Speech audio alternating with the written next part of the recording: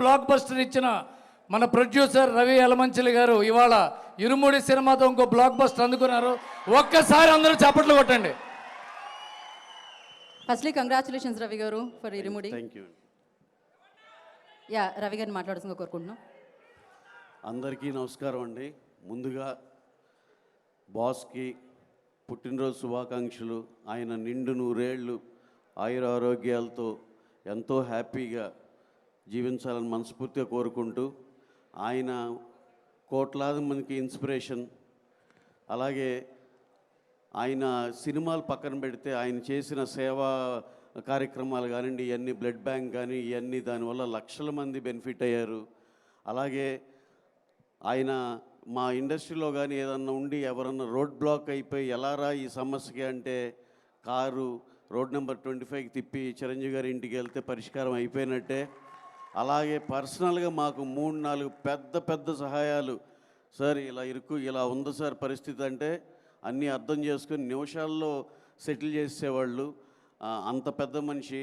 అలాగే ఎవరికి ఏ అవసరం ఉన్నా సరే నేనున్నాను అనే ధైర్యం భరోసా మా చిరంజీవి గారు.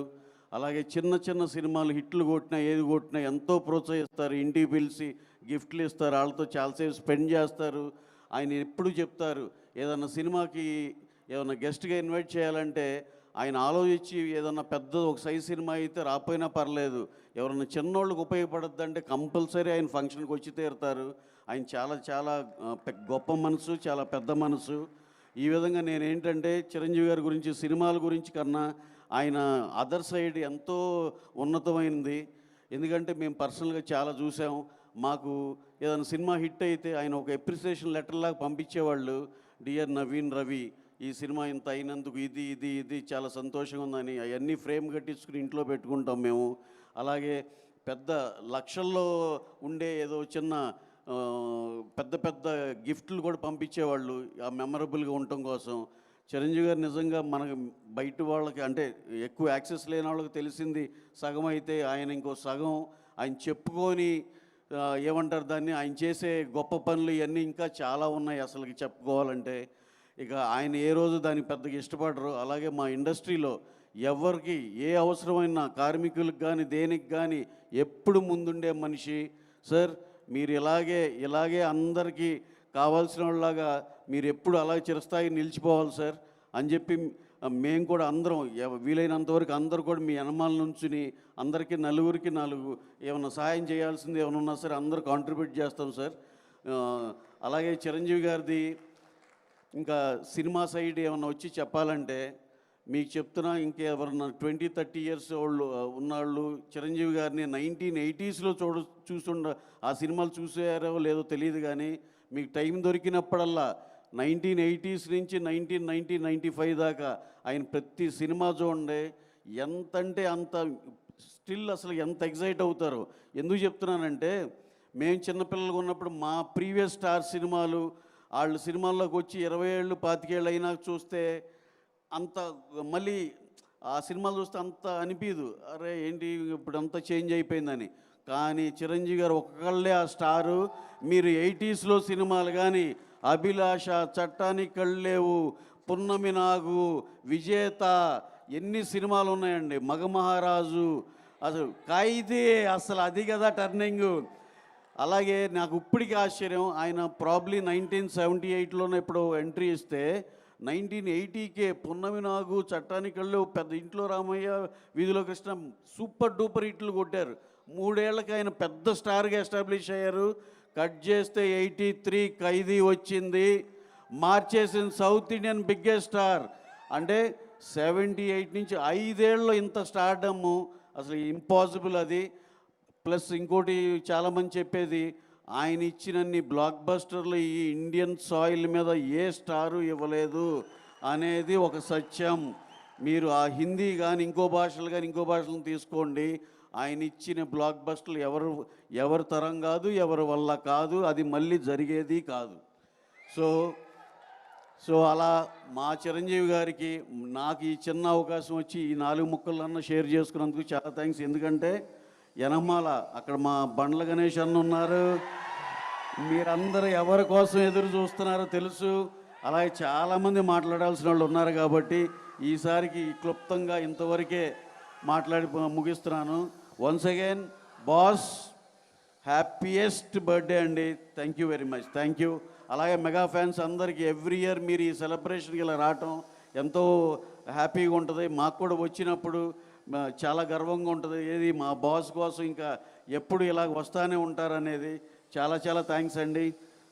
ఈ అవకాశం ఇచ్చిన మా స్వామినాయుడు గారికి అందరికీ చాలా చాలా థ్యాంక్స్ అండి. Thank you very much. Thank you Ravi గారు, థ్యాంక్ యూ సో మచ్. మళ్ళీ పూల పల్లకి, బంగారు పల్లకి అని నిజంగానే సూపర్ బ్లాక్ బాస్టర్ పల్లకిని ఎక్కించారు.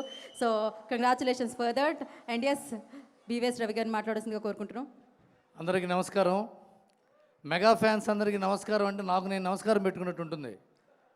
ఎందుకంటే మీ అందరిలాంటి వాడిని నేను కూడా, మీ మధ్యలోంచి వచ్చినవాడిని నేను కూడా. చిరంజీవి గారి గురించి చెప్పడానికి, ఆయన సినిమాల గురించి చెప్పక్కర్లేదు, చెప్పాల్సిన అవసరం లేదు.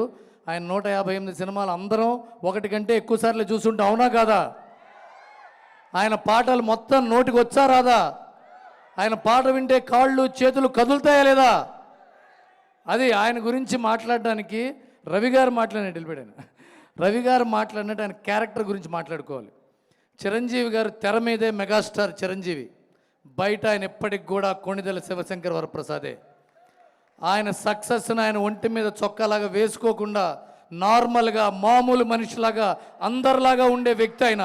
అందుకే ఎన్ని హిట్లు వచ్చినా, ఎన్ని బ్లాక్ బస్టర్స్ వచ్చినా, ఎన్ని సెన్సేషనల్ హిట్స్ వచ్చినా ఇంకా ఆయన ఇలాగే స్థిరంగా ఉన్నాడు ఆయన.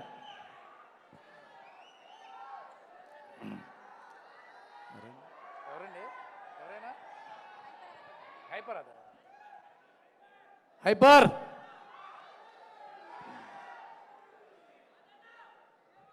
హైపర్ చిరంజీవి గారి గురించి 2-3 ముక్కలు చెప్పాలి మీకు. నేను చిరంజీవి గారి గురించి, నేను చిరంజీవి గారితో పాటు ఒక చోటకు వెళ్ళినప్పుడు ఆయన మెగాస్టార్ చిరంజీవి గారు ఆయన ఇంటికి వచ్చారు. ఆయన బలన వాళ్ళ ఇంటికి వెళ్ళాం. ఆయనకి ఏమైనా కావాలా, వాటర్ బాటిల్ కావాలా, ఏమైనా ప్లేట్ కావాలా, ఇది కావాలంటుంటే ఆయన చిరాకు వచ్చింది నన్ను చూసి. రవి అన్నాడు ఆయన. సరే నేను దూరంగా వెళ్ళిపోయా. ఇది చెప్పాలి ఎందుకంటే మీ అందరికీ తెలియాలి ఆయన క్యారెక్టర్ అలాంటిది. ఒక 2 రోజుల తర్వాత ఫోన్ చేశాడు, ఒకసారి ఇంటికి వస్తావా అని. వెళ్ళా ఇంటికి. రవి, ఆ రోజుని మీరు చిరాకు పడ్డాను అన్నాడు. సార్ ఇప్పుడు ఏంటి మీరు సరే చెప్పడానికి పిలిచారా అన్న. అలాగే అదు, నువ్వు ఏమన్నా బాధపడ్డావేమో నేను. సార్ మీరు లాక్ కొట్టిన ఎందుకు బాధపడతాను సార్, మీరు చిరంజీవి, మీ కోపం వస్తుంది, మీ కోపం తెప్పించడం నా తప్పు అంటే. అలాగే అదు, నువ్వు బాధపడకూడదు. ఇది కొద్దిగా అన్నందుకు ఆయన ఇంటికి పిలిచి ఎక్స్ప్లెయిన్ చేశాడు ఆయన. అలాంటి మనసున్న వ్యక్తి ఆయన. ఎంత సున్నితమైన మనసు. అలాంటి మెగాస్టార్ ఇప్పుడు ఈ వేదిక నేను ఎందుకు మాట్లాడుతానంటే అలాంటి లెజెండ్ ఆయన. ఇవాళ దాకా మైత్రి రవి గారు చెప్పినప్పుడు ఎన్నో సమస్యల్ని సాల్వ్ చేసిన పెద్ద మనిషి ఆయన. ఆయన చేసిన ఎన్నో సహాయాలు ఎవరికి తెలియకుండా ఎంతోమంది జర్నలిస్టులకి, ఎంతోమంది అసిస్టెంట్ డైరెక్టర్లకి, ఎంతోమంది డాన్సర్లకి, ఎంతోమంది పాతతర నటులకి, చెన్నైలో ఆయన ఫైట్ చేసిన ఫైటర్స్కి కూడా ఆయన డబ్బులు పంపించాడు. ఎవరికైనా తెలుసా? మనకి తెలీదు. ఆయన చెప్పుకోడు కాబట్టి తెలియదు ఆయనకి. ఆయన బాజా కొట్టుకోడు ఆయన, నేను వాళ్ళకి సహాయం చేశాను, వీళ్ళకి సహాయం చేశాను. ఆయన మీద ఎవరన్నా కామెంట్ చేస్తే ఆయనకి పర్సనల్గా పిలిచి నేను వాళ్ళని ఇబ్బంది పెట్టానా, నేను ఏమైనా కరెక్ట్ చేసుకోవాలన్నా, నువ్వు ఎందుకు బాధపడ్డావని అడిగిన మామూలు మనిషి అయినా. ఆయన శివశంకర్ వరప్రసాద్గా ఉండడానికి ఇంకొక 30 ఏళ్ళు సెంచరీ కొడితే మనం ఇక్కడే ఆయన సెంచరీ బర్త్డే చేసుకోబోతున్నాం. ఎందుకంటే ఆయన క్యారెక్టర్ అలాంటిది. చిరంజీవి గారి గురించి సినిమాల గురించి చెప్పుకుంటాం. ఆయన క్యారెక్టర్ గురించే చెప్పుకుందాం ఆయన బర్త్డేలకి. ఎందుకంటే ఆయన సినిమాల గురించి ఎప్పుడు చెప్పుకుంటూనే ఉంటాం. మనం ఇందాక అన్నట్టుగా ఆయన ఛాలెంజ్, అభిలాష, పసివాడి ప్రాణం, యముడికి మొగుడు, అత్తగుణమయ్య మొగుడు, కొండవీడి దొంగ, రౌడీ అల్లుడు, గ్యాంగ్ లీడరు, ఘరానా మొగుడు, ఎన్ని సినిమాలు సార్, ఎన్ని సినిమాలు అయినా సరే మీరు గుర్తుపెట్టుకోండి, అన్ని సినిమాల్లోని కామన్ పాయింట్ క్యారెక్టర్. ఆయన క్యారెక్టర్ లాంటిదో చెప్తాడు ఆయన. 10 మందికి సహాయం చేయాలనే క్యారెక్టర్ అయింది. 10 మంది బాధ ఆయన బాధ అనుకునే క్యారెక్టర్ అయింది. 10 మంది ఆనందపడితే ఆనందపడే క్యారెక్టర్ అయింది. ప్రతి సినిమా చెక్ చేసుకోండి మీరు. అందుకుని ఆయన అక్కడ ఉన్నాడు. అందుకోలేనంత ఎత్తున్నాడు. ట్విట్టర్లో, ఫేస్బుక్లో, సోషల్ మీడియాలో కామెడీ చేసి, జోకులేసి, పిచ్చి వెధవల్లాగా నోటికి వచ్చినట్టు మాట్లాడే వాళ్ళకి అందరంత ఎత్తులో ధ్రువ తారలా ఉన్నాడు చిరంజీవి గారు. మీరేం ఫీల్ అవ్వకండి బ్రదర్స్. వాగుతూనే ఉంటాయి, ఏనుగు వెళ్తుంటే కుక్కలు పొరుగుతూనే ఉంటాయి. మొరగనివ్వండి, కుక్కలకు కూడా వీధికి కాపలా కాసే పని ఉందని గుర్తుపెట్టుకుందాం. Good night. హ్యాపీ బర్త్డే అన్నయ్య. Thank you so much. So ఆయన అభిమానం ఏ రేంజ్లో వినిపించింది, ఏ రేంజ్లో సౌండ్ చేసిందో చూసాం కదా. సో నా పిలిచేదా ఎవరి కోసమైతే మీరు స్టేజ్ మీద ఆయన మాటలు వినాలని ఎదురు చూస్తున్నారో. ఇందాకే చెప్పాను నేను భగవంతుడికి భక్తుడెలానో సినిమాకి